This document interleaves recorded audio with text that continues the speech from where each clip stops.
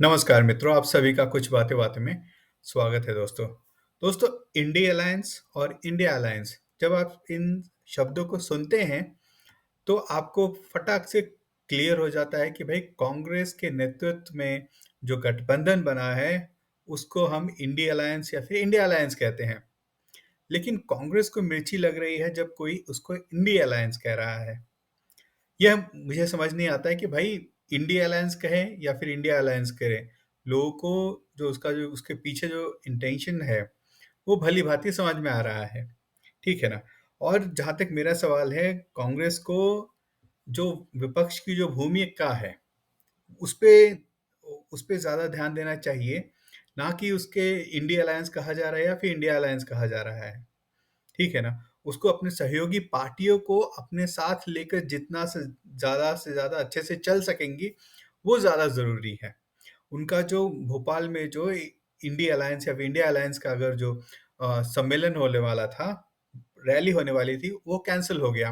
वो कैंसल क्यों हो गया? क्योंकि कमलनाथ को कहीं न कहीं लग रहा है कि भाई जो सनातन धर्म पे उनके जो सहयोगी हैं, उदयनिधि स्टालिन या फिर जो डीएमके पार्टी ने जिस तरह से आक्रमण किया है, उससे उन्हें भारी नुकसान हो सकता है।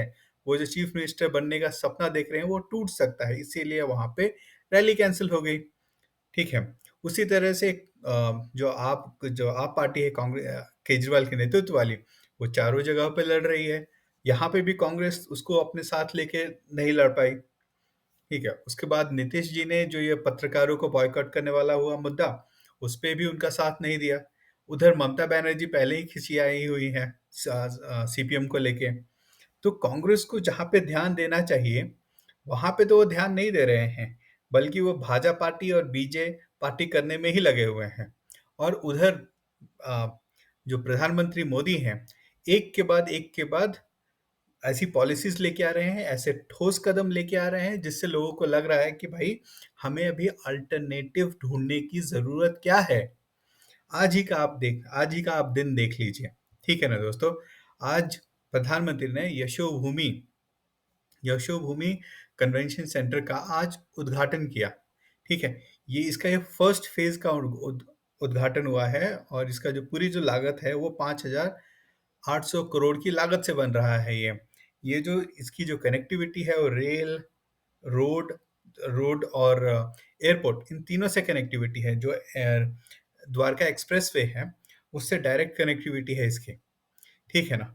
और वहाँ पे जो कन्वेंशन जो ये वन ऑफ द वर्ल्ड का बिगेस्ट इसको जो कहा जाता है माइस कन्वेंशन सेंटर बोलते हैं, जिसमें बेसिकली कहा जाता है कि वो उस जगह पे जहाँ उसको बोलते हैं meetings, incentives, conference and exhibition facilities ही। ठीक है? तो ये एक ठोस एसेट है ये, जो कि आने वाली कई पीढ़ियों को इस जगह से काफ़ी सारी चीज़ें लॉन्च करने के लिए, काफ़ी ज़्यादा एग्ज़िबिशन लॉन्च करने के लिए, एक तरह से एक एसेट बन गया है ये भारत का। ठीक है ना? एक वहाँ पे जो कन्वेंशन सेंटर बना है, उसमें एक जगह पे 11,000 लोग बैठ सकते हैं। तो आप सोचिए कि कितना बड़ा है ये। अगर आप उसका देखेंगे तो 8.9 लाख स्क्वायर मीटर्स का टोटल प्रोजेक्ट एरिया है। ठीक है? और जो बिल्डअप एरिया है 1.8 लाख स्क्वायर मीटर्स का है। तो आप ये सोच सकते हैं कि कितना बड़ा है, कितना बड़ा एसेट क्रिएट किया गया है ये। समझ सकते हैं ना? तो अगर मान लीजिए भारत को कोई इस स्केल पे अगर कोई कन्वेंशन कुछ परियोजना है या फिर कुछ योजना है या फिर कोई ट्रेड फेयर या फिर ऐसा कुछ करना है, तो उसके पास एक रेडीमेड अभी एक है। उसके लिए अभी उनको कहीं रेंट पे लेने की ज़रूरत नहीं है। ये आने वाली हमारी कई सदियों के लिए है ये। ठीक है ना? उसके बाद दूसरा आज एक और उन्होंने काम किया, उन्होंने प्रधानमंत्री विश्वकर्मा योजना भी लॉन्च कर दी। ठीक है? ये जो है 13,000 करोड़ की योजना है और ये मिल किसको रही है? तो बेसिकली जितने भी भारत के आर्टिज़न्स होते हैं या फिर क्राफ्ट्समैन्स होते हैं, उन सबको मिलेगी ये। और इसके द्वारा भाजपा जो है ऐसे समुदाय को टारगेट कर रही है। ठीक है? जिनके ऊपर कोई ध्यान नहीं देता था। ठीक है ना? जैसे कि मान लीजिए आपके बढ़ई हो गए, क्या बोलते हैं, सुनार हो गए, ताले बनाने वाले हो गए आपके। ठीक है? क्या बोलते हैं, जूते जूते चप्पल वाले जो बनाने वाले लोग हो गए। ठीक है? ऐसे-ऐसे बहुत सारे हैं, ठीक है ना? क्या बोलते हैं, डॉल बनाने वाले हो गए हैं, ठीक है? फिश जैसे मछली का जाला बनाने वाले लोग ऐसे छोटे-छोटे धंधों में लगे हुए हैं, ठीक है? उनके बारे में उन्होंने सोचा है, ठीक है? उनको उन इस प्रधानमंत्री विश्वकर्मा योजना के तहत उनको ट्रेनिंग दी जाएगी और उनको क्या बोलते हैं, सेल्स एंड मार्केटिंग का सपोर्ट दिया जाएगा ताकि वो अगर कोई चीज़ वो बना रहे हैं, स्किल्ड हैं, ठीक है? अगर कोई उन्होंने मान लीजिए जूता बनाया और जूता बहुत सुंदर है, तो उसको कैसे सेल्स उसको आगे कैसे बढ़ानी है, उसकी मार्केटिंग कैसे करनी है, तो इस योजना के तहत उनको मिलेगा। इस योजना के तहत उनको फाइनेंशियल सपोर्ट भी मिलेगा। ठीक है ना?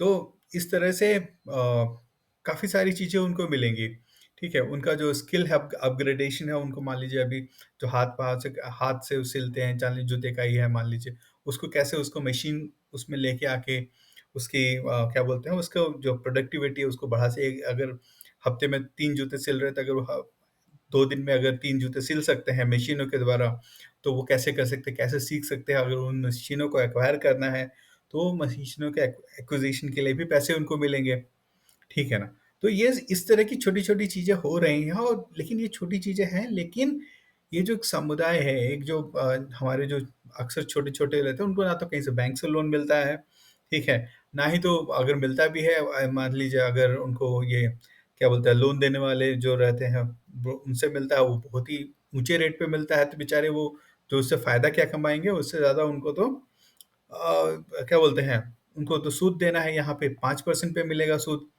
है ना? और सेल्स और मार्केटिंग का सपोर्ट मिलेगा, डिजिटल ट्रांज़ैक्शंस वो लोग कर सकते हैं।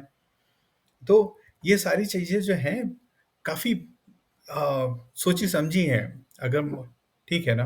तो बीजेपी यहाँ पे एक अपने आप को बता रही है कि देखिए भाई हम जो हैं, हम उस काम को आगे बढ़ा रहे हैं, हम एसेट क्रिएट कर रहे हैं। ठीक है ना? हम हर एक समुदाय को साथ में लेकर चल रहे हैं, जो नेग्लेक्टेड है उनको भी साथ में लेके चल रहे हैं। तो बीजेपी कहीं न कहीं एक ऐसे प्रस्तुत कर रही है कि भाई आपको अल्टरनेटिव ढूँढने की ज़रूरत क्या है?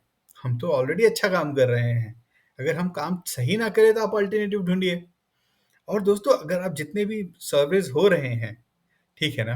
मोदी जी को लेके चाहे सरकार को लेके जितने भी सर्वेज़ हो रहे हैं, उसमें मोदी जी की जो पॉपुलैरिटी है वो 80% 70 से 80% के बीच में आ रही है। यानी कि जो क्या बोलते हैं उसको एंटी इनकम्बेंसी है, वो दिख नहीं रही है और कांग्रेस ऐसा कुछ कर नहीं रही है। ठीक है ना? कि जिससे कि लगे कि भाई हाँ, उसमें जैसे बेसिकली क्या है लोगों को बताना होता है कि हाँ भाई ये ऐसा काम नहीं कर रहे हैं, ठीक नहीं कर रहे हैं। ठीक है ना? तो अगर वो कांग्रेस उसमें सफल रहती या फिर अपोज़िशन पार्टियाँ सफल रहती तो जो 80% की जो पॉपुलैरिटी है, ठीक है ना? वो आपको 40 से 50% के बीच में मिलती। हो सकता है शायद उससे भी नीचे मिलती अगर कांग्रेस अपने काम को करने में सक्सेसफुल रहती। लेकिन वो होता हुआ दिख नहीं रहा है। ठीक है ना?